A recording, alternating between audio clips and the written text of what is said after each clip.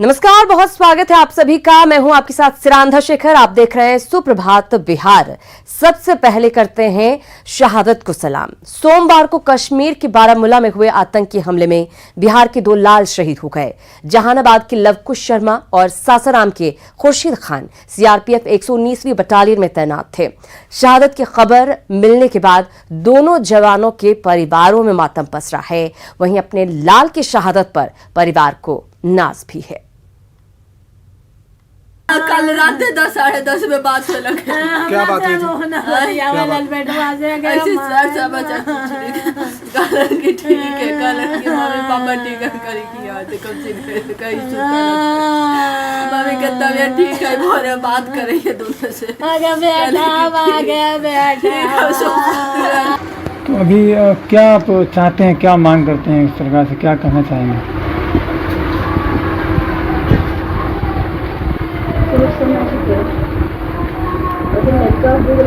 वो लड़का है, वो लड़की है, उन लोग का अभी कौन है? हमारा तो कोई है नहीं। वो बड़ा भाई तो पहले एक्सपायर कर गया 1 महीना पहले।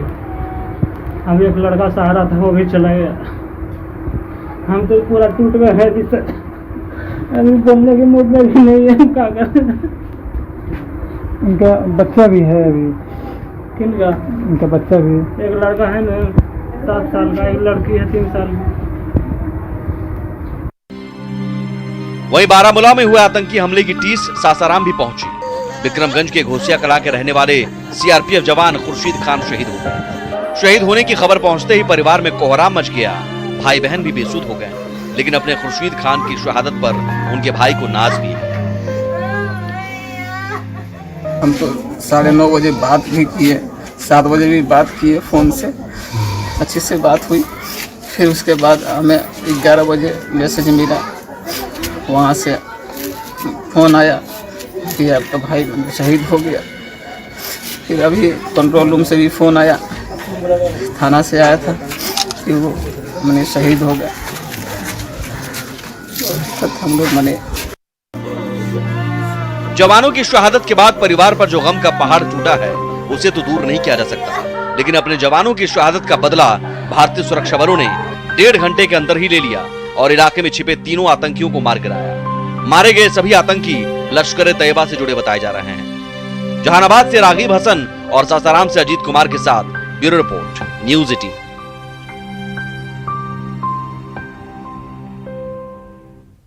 तो शहादत का बदला ले लिया गया है। अब ये कोशिश होनी चाहिए कि परिवारों को भी मदद मिल सके। चलिए आगे बढ़ते हैं, सियासी खबर की बात करते हैं। श्याम रजक ने जेडीयू छोड़ आरजेडी का दामन थामा तो बिहार की सियासत में दलित प्रेम और दलित विरोध की बहस छिड़ गई है और इसी बहस के बहाने पाला बदलने का दौर भी शुरू हो चुका है। सवाल है कि दलितों के नाम पर श्याम रजक ने घर वापसी की, तो क्या अब दलितों के नाम पर मांझी भी घर वापसी करेंगे?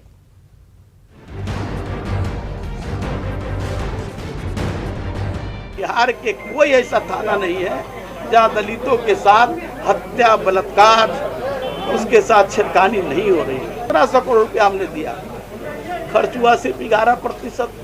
तो ये क्या दर्शाता है?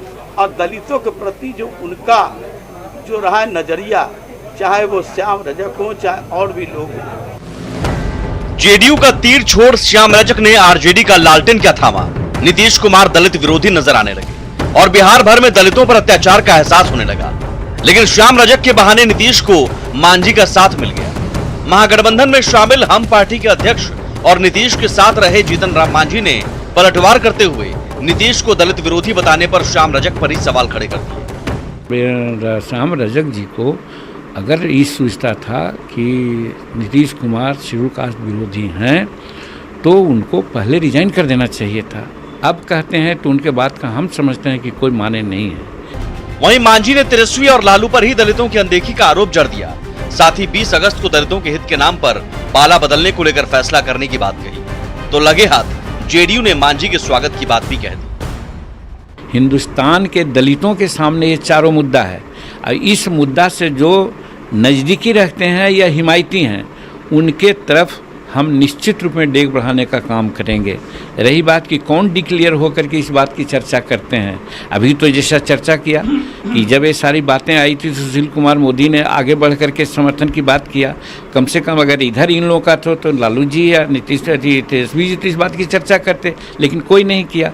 20 तारीख को हम लोगों ने कोर कमेटी की बैठक बुलाई है पटना में। उस बैठक में ये सारे बातों पर सांगोपांग विचार हम लोग कर करके किस ओर जाना है हम लोग तय करेंगे। जीतन राम मांझी जी तो पहले जदयू में ही थे ना, नीतीश कुमार जी के कैबिनेट में मंत्री रहे। नीतीश कुमार जी ने उनको मुख्यमंत्री बनाने का काम किया।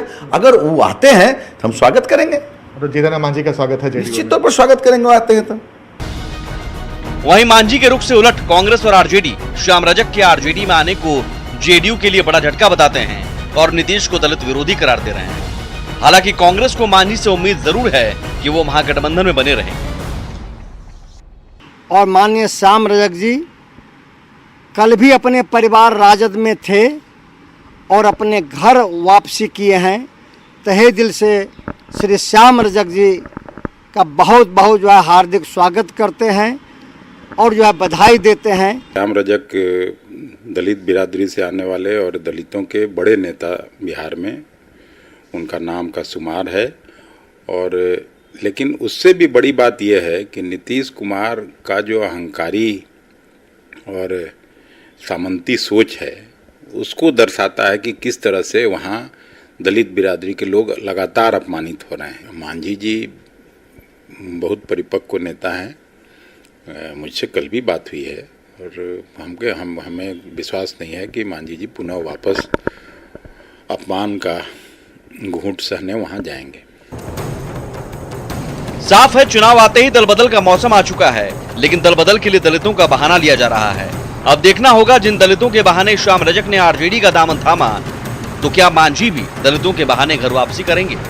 गया से अरुण, पटना से आनंद अमृतराज और दिल्ली से अमितेश के साथ ब्यूरो रिपोर्ट, न्यूज़ 18। तो चुनावी साल में पाला बदल कोई नई बात नहीं है। अब इंतजार इस बात का है क्या मांझी जेडीयू का दामन थामेंगे। चलिए आगे बढ़ते हैं। बात चिराग पासवान की नाराजगी की। एलजेपी अध्यक्ष चिराग पासवान इन दिनों नीतीश सरकार पर हमलावर हैं। पटना में एलजेपी कार्यकर्ताओं के साथ बैठक करने के बाद दिल्ली के लिए रवाना हो गए, लेकिन दिल्ली जाते जाते पटना एयरपोर्ट पर उन्होंने एक बार फिर नीतीश सरकार पर जोरदार हमला बोल दिया। दरअसल पटना एयरपोर्ट पर चिराग से मिलने के लिए कुछ वित्त रहित शिक्षक पहुंचे थे। चिराग ने इन शिक्षकों की मांग के बहाने सरकार पर हमला बोल दिया। चिराग ने कहा कि अगर हम शिक्षकों के अधिकार की बात करेंगे तो इसे आलोचना करना कहा जाएगा। अगर ये आलोचना है तो आलोचना ही सही, हम बिहार के आम लोगों की मांग उठाते रहेंगे। शिक्षक हैं ये लोग। देखिए, हमसे कोई सवाल मत पूछिए, सीधा इनसे पूछिए, क्योंकि अगर हम किसी सवाल को उठाएंगे तो आप सारा हर कोई इसको एक राजनीतिक रंग दे देता है, बोलता है कि हम पॉलिटिसाइज कर रहे हैं चीजों को, हम आलोचना कर रहे हैं सरकार की। ये मांगे हैं, उचित मांगे। बताइए कितने 42 लोगों का मरना, अपने हक अधिकार की मांग करते करते उनका मरना कहाँ से जायज है। ये लोग बता रहे हैं कि उनके पास उनके कफन के लिए भी पैसे नहीं थे, जबकि उनको उनका हक अगर मिल जाता तो शायद वो ऐसी परिस्थिति में नहीं होते। इन मांगों को उठाना, इन मांगों को जायज ठहराना, अगर सरकार की आलोचना अगर कोई मानता है तो आलोचना ही सही, पर इन मांगों का पूरा होना जरूरी है। बात बड़ी खबर की। बड़ी खबर, बिहार में बड़े पैमाने पर आईपीएस का तबादला हुआ है। आरएस भट्टी को प्रमोशन मिला है।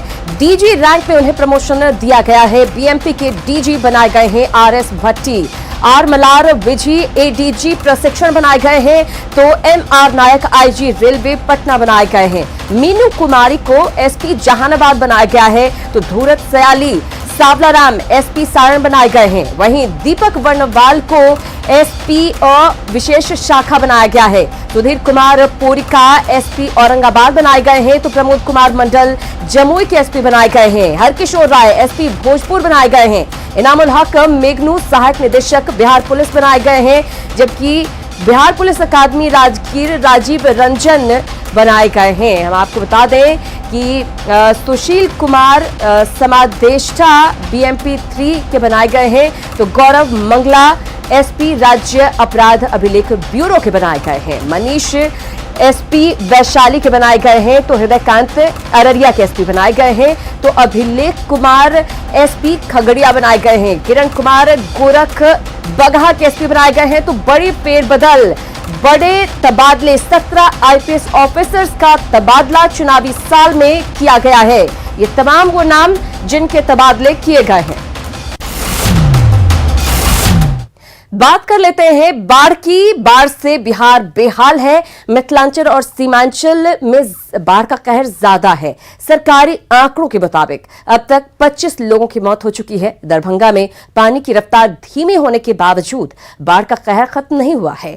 मब्बी, बरियौल और शोशों समेत कई इलाकों में अभी बाढ़ के पानी के कारण लोगों का जीना मुहाल है। ग्रामीण सड़क और बांध पर जीवन जीने को मजबूर है।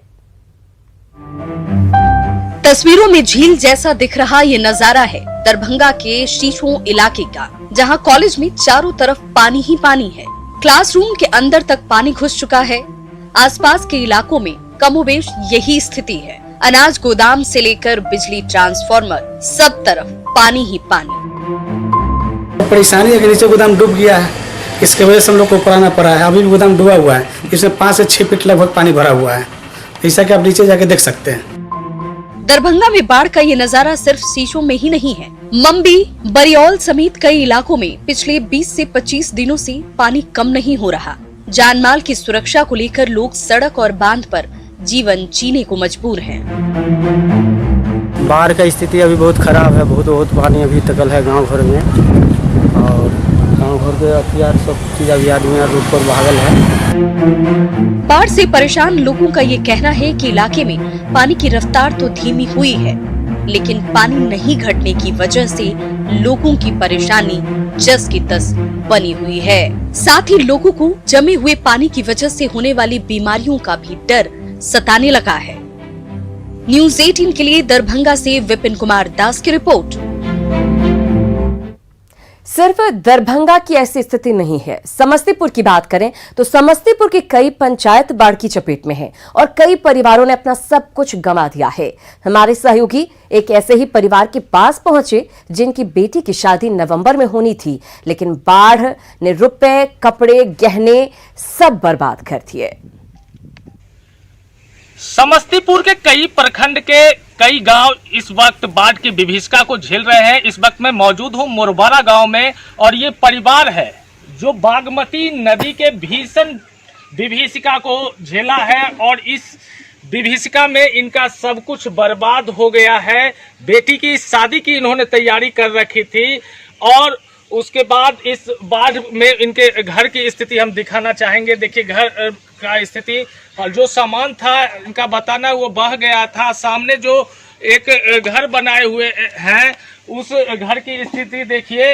इस वक्त मैं उस घर के छप्पर कहते हैं उस पे खड़ा हूँ, और वो पूरी तरह से टूट गया। और इसी में अपने बेटी की शादी की जो तैयारी की थी उसके कपड़े और भी जो जरूरत के सामान थे वो धीरे धीरे इकट्ठा करके रख रहे थे।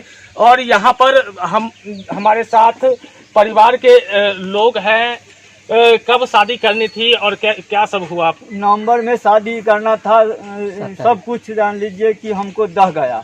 हाँ, उसके लिए कपड़ा लत्ता टरंग फरंग सब कुछ जल गया, पलंग उलंग सब कुछ जल गया, पैसा कौड़ी सब कुछ दह गया। कितना पैसा था उसमें? पैसा था जान लीजिए 70,000 रुपया।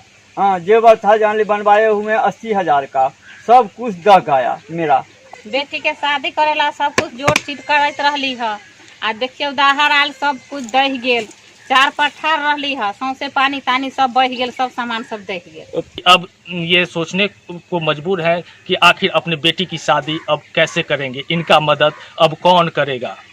Mukesh Kumar, news 18 network, Morwara, Kalyanpur, Samastipur. वहीं बाढ़ से मधेपुरा जिला भी बुरी तरह से प्रभावित है। जिले के कई इलाकों में लोग पिछले 2 महीने से विस्थापितों का जीवन जी रहे हैं। सरकार और प्रशासन की तरफ से बाढ़ पीड़ितों के लिए मदद के बड़े बड़े दावे तो किए जा रहे हैं, लेकिन हकीकत कुछ और ही है। बिहार का मधेपुरा जिला बाढ़ से बुरी तरह प्रभावित है।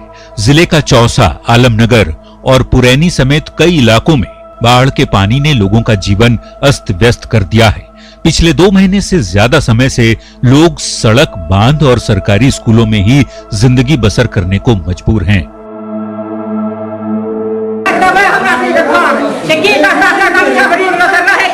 पानी लगा है करा न देख नहीं देखा जो आ देख नहीं स्कूल का सब पानी ये ना सरकार का है कि जमीन की करे। बाढ़ से प्रभावित मधेपुरा के लोगों की मदद के लिए सरकार बड़े बड़े दावे तो कर रही है, लेकिन लोगों को राहत के नाम पर कुछ भी नसीब नहीं हो पा रहा। जहां 250 से ज्यादा विस्थापित होते हैं, वहां महज 80 से 90 पैकेट राहत की सामग्री दी जा रही है। मजबूरी में लोग कुछ भी खाकर जीवन गुजार रहे हैं। यहाँ 5 वार्ड है, त्रस्त है सभी, और ये जो है 93 पैकेट मात्र भेजा गया है। यहाँ पे स्कूल में लोग जो हैं 250 से ऊपर रह रहे हैं। मधेपुरा के चौसा प्रखंड के चिरोरी पंचायत के विस्थापितों का कहना है कि उन लोगों के पास बाढ़ राहत सामग्री के नाम पर कुछ भी नहीं मिला। ऐसे में ये सवाल उठना लाजिमी है कि बाढ़ पीड़ितों के लिए भेजी जाने वाली राहत सामग्री को आखिर कौन खा रहा है, विधायक, अधिकारी या फिर मुखिया। न्यूज़ 18 के लिए मधेपुरा से तुरबसु की रिपोर्ट।